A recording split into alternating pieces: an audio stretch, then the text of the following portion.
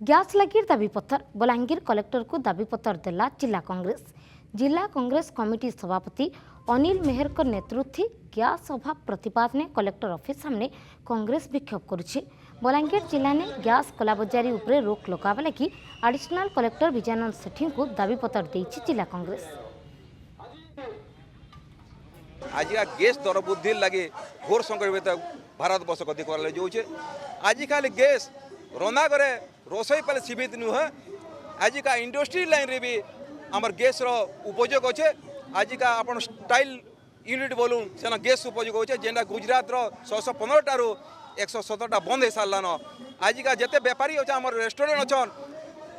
आम hotel industry सेटा भी बंद होगा जाऊे आजिका स्टेट बैंड जेन मैंने ठेला वाले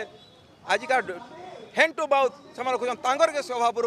व्यवसाय बंद कर आजिका सब हिसाब जदि कर भारत वर्ष में कोटी कोटी आजिका व्यवसाय बंद करवा लगे जाऊन